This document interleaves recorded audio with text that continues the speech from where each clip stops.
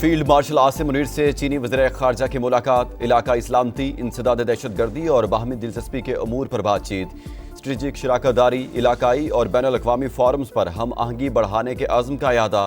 Field marshal Asim Munir نے چین کی مسلسل حمایت پر شکریہ ادا کیا۔ چینی وزیر خارجہ نے پاکستان کی خود مختاری اور ترقی کے لیے چین کی مستقل حمایت کا عزم دہرایا۔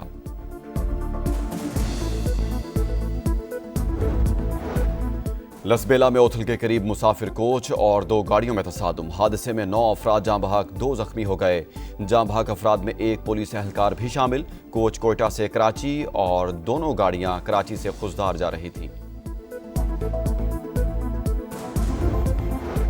ایشیائی ترقیاتی بینک نے ریکوڈک منصوبے کے لیے $41 کروڑ فائنانسنگ کی منظوری دے دی۔ $30 کروڑ قرض اور $11 کروڑ کی گارنٹی شامل۔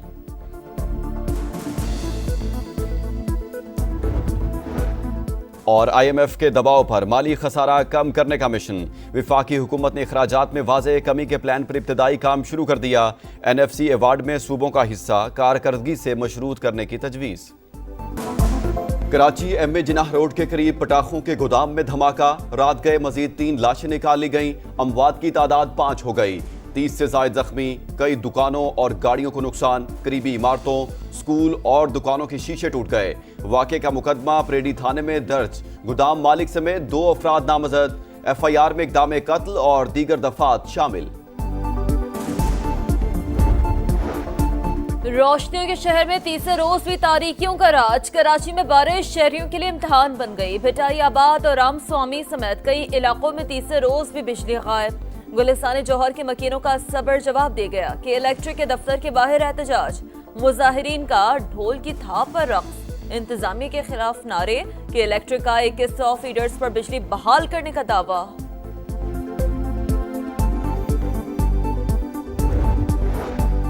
کراچی میں پھر بادلوں کی گھن گرج، north Karachi, Surjani, Gulshan Iqbal, Orangi, northern by پاس پر تیز بارش، سلسلہ کل تک جاری رہے گا۔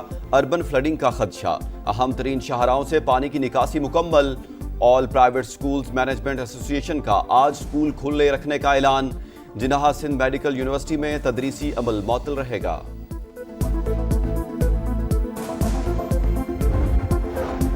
ملک میں بارشوں کے نئے سلسلے کی پیش گوئی، کل سے 27 اگست تک وسطی اور بالائی علاقوں میں بادل گرج کر برسیں گے۔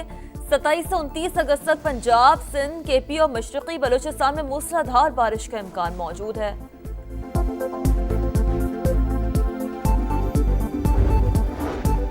لاہور پولیس نے علیمہ خان کے بیٹے کی گرفتاری کی تصدیق کر دی۔ حکام کے مطابق شہریز عظیم کو 9 مئی مقدمات میں پکڑا گیا۔ ریاست مخالف سرگرمیوں میں ملوث افراد کسی رعایت کے مستحق نہیں۔ ملزم کو آج انسداد دہشت گردی عدالت میں پیش کیا جائے گا۔ ایشیائی ترقیاتی بینک نے راکیٹک منصوبے کے لیے $41 کروڑ فائنانسنگ کی منظوری دے دی۔ $30 کروڑ قرض اور $11 کروڑ کی گارنٹی شامل۔ صدر ADB کے مطابق منصوبہ پاکستان کے لیے گیم چینجر، روزگار کے ہزاروں مواقع پیدا ہوں گے۔ پروجیکٹ دنیا میں بڑھتی ہوئی اہم معدنیات کی مانگ کو پورا کرنے میں مدد دے گا۔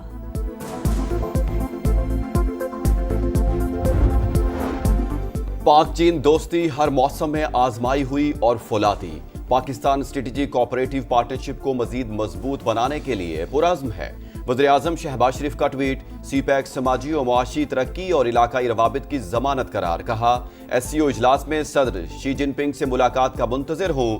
شہباز شریف سے چینی وزیر خارجہ کی ملاقات، دونوں ممالک کا باہمی تعلقات کو مزید فروغ دینے پر اتفاق۔ پاکستان کے ساتھ تعلقات نئی بلندیوں پر لے جانا چاہتے ہیں۔ وانگ جی کا علاقائی استحکام کے لیے مشترکہ اقدامات جاری رکھنے کا اعادہ۔ معزز مہمان صدر مملکت آصف علی زرداری سے بھی ملے۔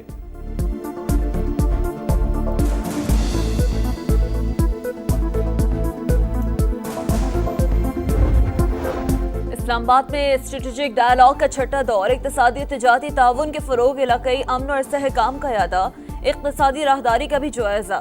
2 طرفہ کثیر الجہتی فورمز پر قریبی ہم آہنگی اور رابطے جاری رکھنے پر اتفاق۔ پاک چین دوستی دونوں ممالک کی ترقی اور خوشحالی کے لیے ناگزیر، خطے کے امن کے لیے چین کے ساتھ مل کر کام کرنے کے لیے پرعزم ہے۔ پاکستان کی خود مختاری کے تحفظ کے لیے چین کا عزم قابل تحسین ہے۔ اسحاق ڈار کی چینی ہم منصب کے ساتھ مشترکہ پریس کانفرنس۔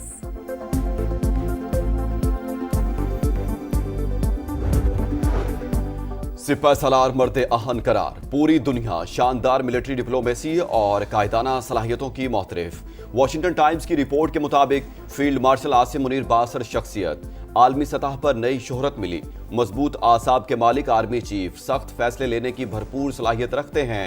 अमरीकी सेंट्रल कमांड और पेंटागन के साथ ताल्लुकात बहाल किए। ट्रंप ने काबुल बम धमाके के मास्टरमाइंड को पकड़ने पर पाकिस्तान का शुक्रिया अदा किया।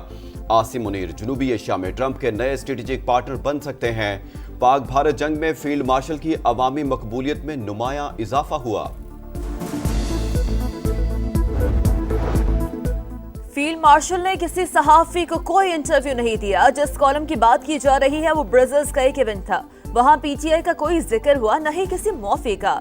डीजीआईएसपीआर ने सुहेल वड़ाइच का दावा मुस्तरद कर दिया। लेफ्टिनेंट जनरल अहमद शरीफ ने कहा, सीनियर सहाफी की हरकत नामुनासिब थी। जाती मफाद और तशहीर हासिल करने की कोशिश की गई।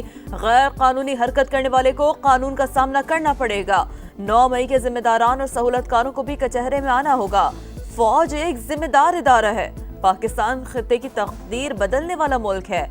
यही वजह है कि पाकिस्तान पर तवातुर से हमले होते हैं। बानी पीटीआई की 9 मई के 8 मुकदमात में जमानत मंजूर। किसी और मुकदमे में मतलूब नहीं तो रिहा किया जाए, सुप्रीम कोर्ट का हुक्म। चीफ जस्टिस याहिया आफरीदी की सरबराही में 3 रुकनी बेंच ने फैसला सुना दिया। लाहौर हाई कोर्ट के अहकामात का लदम करार। बानी पीटीआई के खिलाफ शवाहिद की स्क्रूटनी जरूरी।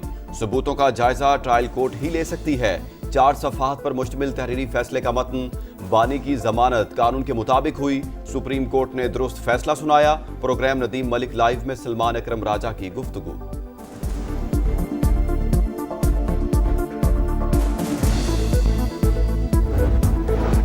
जमानत का मतलब बरियत नहीं। 9 मई मुकदमात का ट्रायल अभी जारी।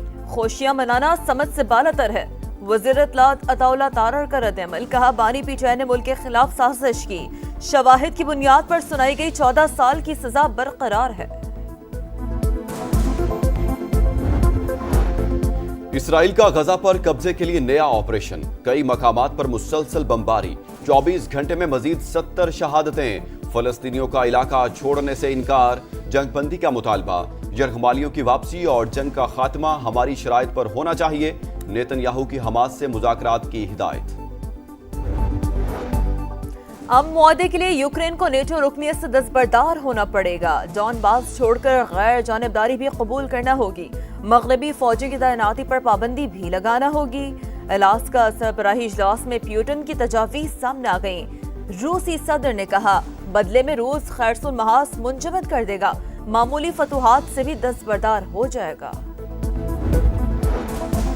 5 माह के दौरान 17 खरब डॉलर की सरमायाकारी लाया। चीनी एआई का कामयाबी से मुकाबला किया। इलेक्ट्रिक जहाज बनाने पर काम कर रहे हैं। अमरीकी सदर डोनाल्ड ट्रंप का खिताब। न्यूयॉर्क की अपील कोर्ट ने अमरीकी सदर पर $515 मिलियन का सिविल फ्रॉड जुर्माना का लदम करार दे दिया।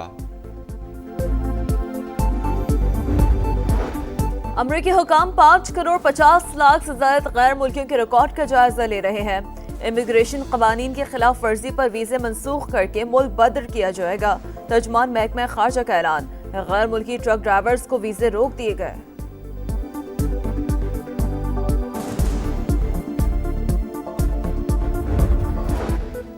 कोलंबिया के शहर कैली में मिलिट्री बेस के करीब कार बम धमाका। 5 अफराद हलाक, 30 से ज्यादा जख्मी। कई की हालत तशवीशनाक। पुलिस के मुताबिक हमला आवर का हदफ मिलिट्री एविएशन स्कूल था।